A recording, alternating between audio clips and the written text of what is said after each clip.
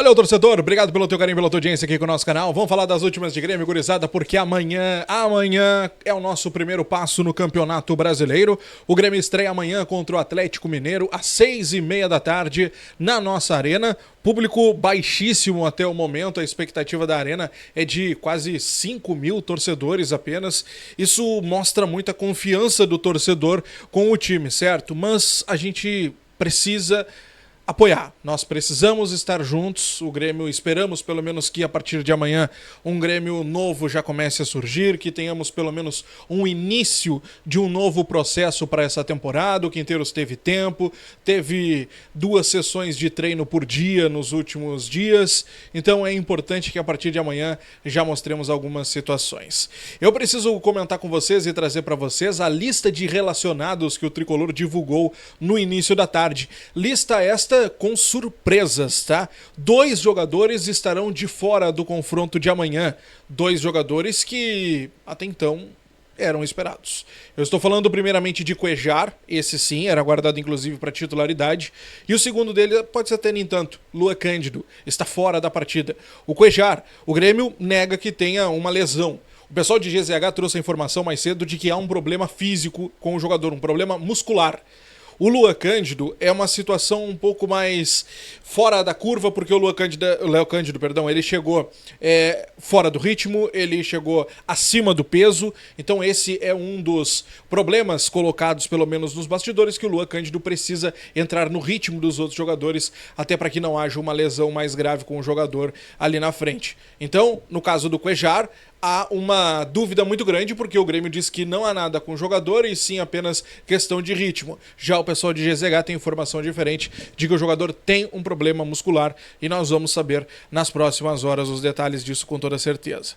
Vamos ver a lista de relacionados que está na tua tela. O Grêmio que vai com os 2 goleiros Gabriel Grando e Thiago Volpi, os zagueiros Gustavo Martins, Gemerson, Rodrigo Eli, Vieri e Wagner Leonardo, os laterais Igor Serrote, João Lucas, João Pedro, Lucas Esteves, os meio-campistas Camilo Cristal, Dodô de Edenilson, Monsalve e Vigia Sante. E lá no ataque, Amuso, André Henrique, Aravena, Arezo, Christian Oliveira e Pavon. Ali, o Christian Oliveira, que estava servindo a sua seleção, está de volta.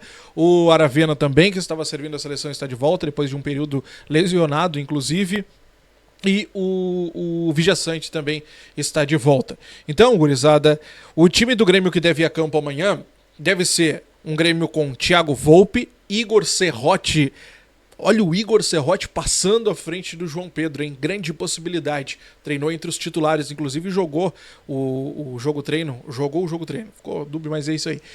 Ele atuou no jogo-treino contra o Azures no meio de semana. Então o Igor Serrote pela direita, Gemerson e Wagner Leonardo, tendo o Lucas Esteves pela esquerda, Camilo, Vigia Sante e Edenilson, um tripé de volantes, Christian Oliveira caindo pela direita, Amuso pela esquerda e no comando do ataque, Arezo. Lembrando que Cristaldo treinou pela esquerda. Então não se surpreendam daqui a pouco do Cristaldo acabar surgindo nesse time, caindo do Amuso, né? E aí o Amuso entraria pelo banco de reservas, tá? Gurizada, o Quinteiros ele concedeu uma entrevista para GZH nas últimas horas e falou sobre algumas importantes decisões, pelo menos que foram tomadas até o momento. Primeira coisa, tá? O Grêmio definiu seus objetivos, o que vai buscar nesta temporada. A fala do Quinteiros ela fica muito clara. Ele diz o seguinte: o Grêmio tem como objetivo a Copa do Brasil. Copa do Brasil, pelo menos esse é o entendimento do treinador. Tá? Se o Grêmio, diretoria, pessoal, né, que manda no futebol entende uma outra situação, não está alinhada com o treinador. O treinador deu entrevista e disse que nós temos como objetivo a Copa Sul-Americana. A Copa do Brasil é difícil, ele disse, mas é um objetivo da instituição. Aqui já começa a ter um trelelê.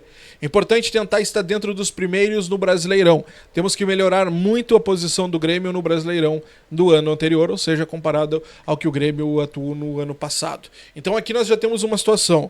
O Grêmio, segundo o Quinteiros, espera um bom posicionamento e por que não brigar pela Copa do Brasil. O Quinteiros entende que o objetivo é a Copa Sul-Americana.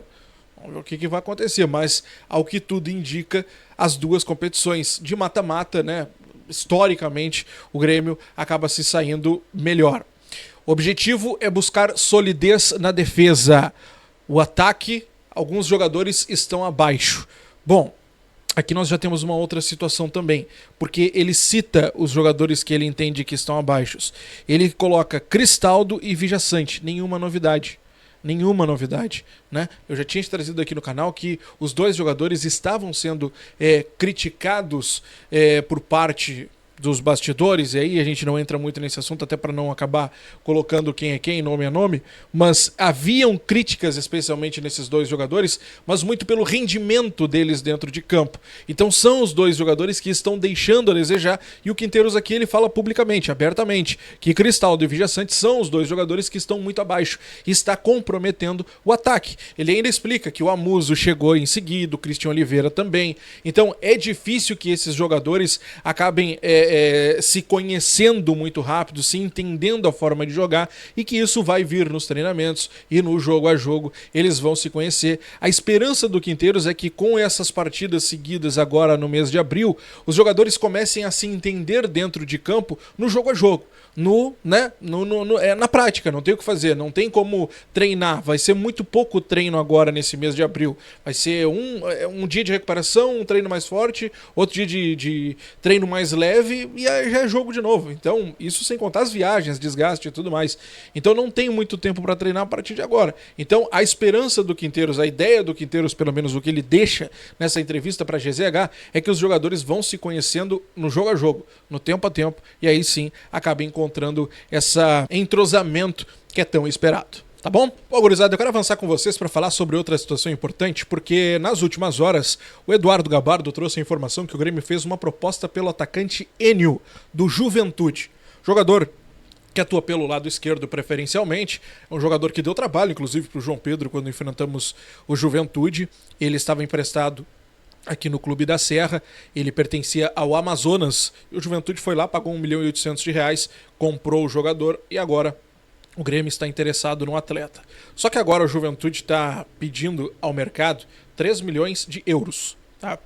O Grêmio ofereceu um valor de 1 milhão, abaixo um pouquinho de 1,5 milhão de euros. Então, um valor bem reduzido, quase 10 milhões de reais, podemos colocar assim, quase metade, né, do que o Juventude pede ao mercado pelo Enio hoje, e o Juventude de pronto acabou recusando essa proposta do Grêmio. O Grêmio avalia uma nova investida pelo atleta, só que me chama a atenção o Grêmio estar indo atrás de mais um jogador para o ataque, principalmente para a ponta, né? O Enio, ele chegaria num cenário onde ele tem Pavon, Amuso, onde ele tem Kiki Oliveira, né? Onde ele tem o Aravena. O Grêmio já tem um número alto de jogadores para as posições, né?